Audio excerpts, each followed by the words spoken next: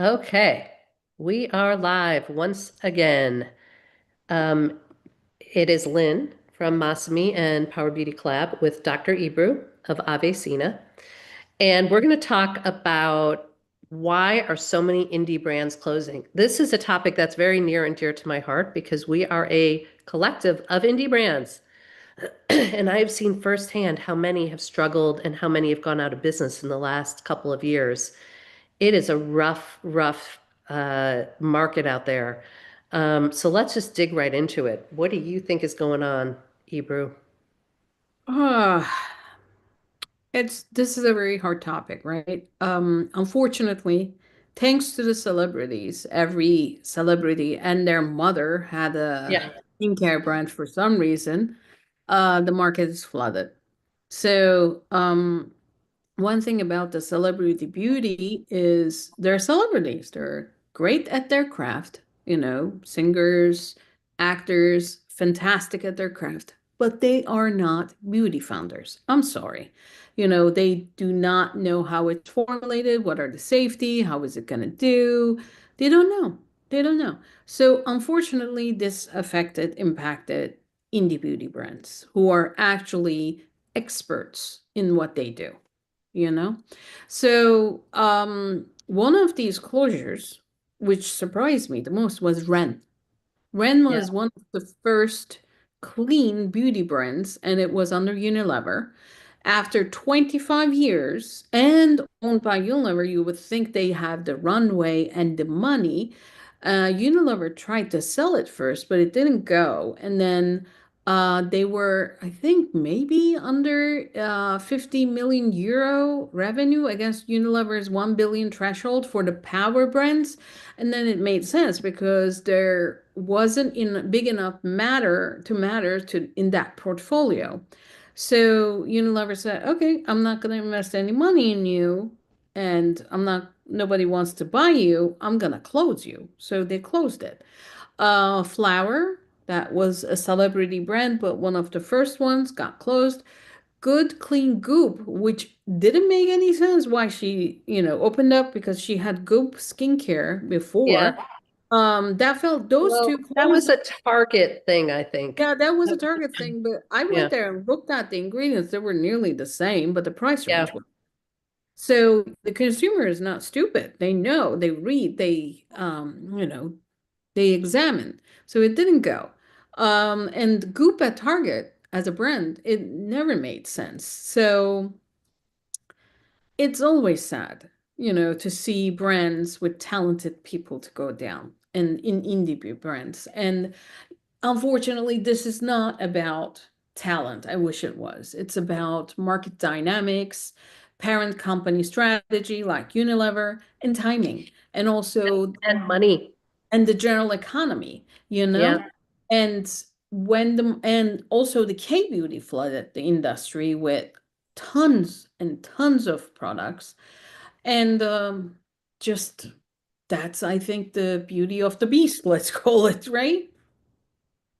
Yeah, I think all of that is true. And we've seen, I mean, you're talking about some brands that are bigger brands. They're still maybe were indie brands at one point. But we've also seen brands within the Power Beauty collab close. Natural Radiant Life, a beautiful body care brand, shuttered. Madame Lemmy, she was grinding it out for 5 or 6 years. She shuttered. The list goes on and on. And I think there's a lot of dynamics that are contributing to this, lack of capital and funding. What people don't realize is as a small indie brand, it's very hard to get any kind of investment money because they want you to be 5 million, 10 million, So there's that. Then we've got tariffs. We've got rising CAC costs. That's consumer acquisition costs, and that's, to run digital ads. The cost keeps going up and up and up. And it's also because attention spans keep going down. The bigger brands are spending more. They're driving the costs up. So it's really a very difficult sort of whole ecosystem right now for these indie brands to survive and thrive. And it's really disappointing because not only are we seeing brands close, we're seeing small retailers close. So, I feel like now our landscape has gotten much more homogenized, where you go to the suburbs of Chicago and the suburbs of Phoenix and they look identical. Hmm. You know what I mean? There's the same stores, the same restaurants, the same, and I think as a country that was built on ingenuity and entrepreneurship, it's a shame to see that disappearing. I agree. Here's a fact. So the indie beauty brands and the smaller mom and pop shops and the smaller companies hire more American population compared to the bigger companies. And I get I understand that the K beauty and all that are very attractive, but every dollar you give there, it goes out of this country. And then you cannot hire, for example, your Yeah. sister in a company because there's no money left in the country. It's going out.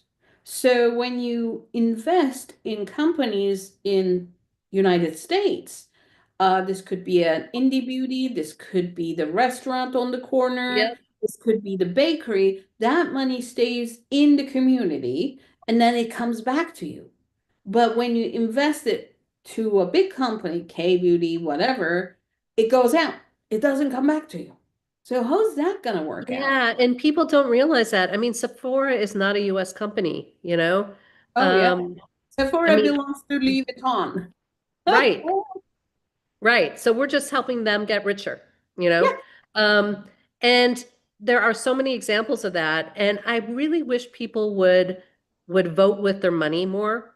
Put your money where it makes the biggest difference. Don't just buy something for the sake of buying something, because it really matters. It's could be make it or break it for these small businesses if you really thought about where that money is going to. And to Ibru's point, why are you funding stuff that you'll never get any bounce back from, yeah, no return from? yeah. So every dollar you put in outside, outside of your wallet, should have a return of investment, right? This could be a good product, this could be money coming back to you, this could be enriching your environment. So, as you said, when you send your money outside the country, that's never gonna come back to you. The money is gone. The money is gone. I mean, for Money is instant gone. gratification, that is a bigger cost, you know? So that's why I like shopping smaller brands where I know there is a person who actually cares about you, you know? Well, and the other thing is most of the small indie brands like ours give back to the community.